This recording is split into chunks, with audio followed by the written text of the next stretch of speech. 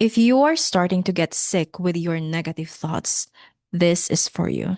I finally figured out why a lot of us can't truly love ourselves. It's because we never learned how to talk to our own inner voice. Everyone tells you to heal your negative thoughts. But here's the truth, you don't heal negative thoughts. You talk to them, have an actual conversation with them. Because negative thoughts aren't wounds, they are dialogues. They are your messengers and not your enemies. They reveal what parts of you were taught to believe lies about who you are. We all have inner dialogue. Sometimes it's kind, sometimes it's brutal. But when the voice turns negative, the negative self talk, that's not your cue to drown it out with affirmations or fake positivity. That is your moment to listen deeper. Because that voice might be the final barrier keeping you stuck, repeating the same emotional patterns, and blocking you from becoming who you're meant to be.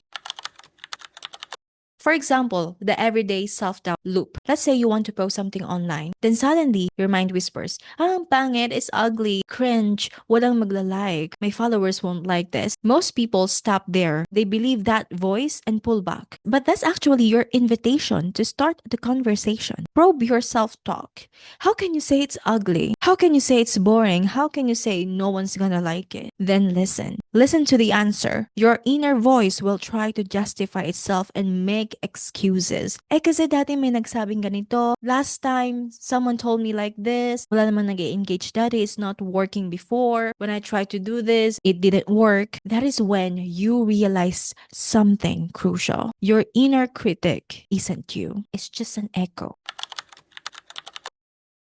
A big percentage of your inner dialogue, your self-talk, especially the negative ones, aren't yours at all. They are learned. They are learned beliefs from the outside world. They are fragments of voices from your parents, teachers, classmates, bosses, even strangers that you have unconsciously adopted as your truth. And if you don't have a solid sense of who you are, you will take those voices in, embed them in your subconscious, and start speaking to yourself in their language. You start to own their voice. That's how you unknowingly live your whole life through borrowed voices, through borrowed perception, never realizing the self you're hearing isn't your true self, but the collection of everyone you've ever tried to please or survive, a collection of beliefs from other people.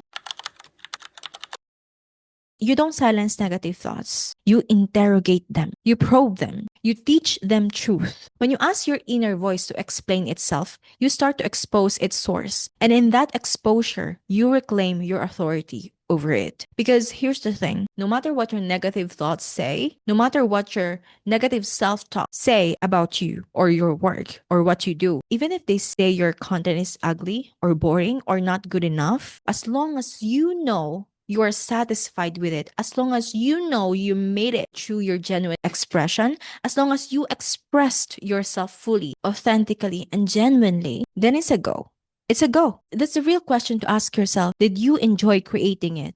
Did you love what you do? Were you genuine? Because that's what matters. That's what matters the most, more than perfection, more than the hunger of validation from other people, more than thinking, worrying about what other people might think. Your own truth and your own essence in the process. Every time you choose authenticity over approval, over validation, you are retraining your mind to value alignment over validation. And that's what being gentle with yourself really means. Not just comforting yourself when you're sad, but guiding your mind back to clarity, teaching it what truth and self-trust actually feel like.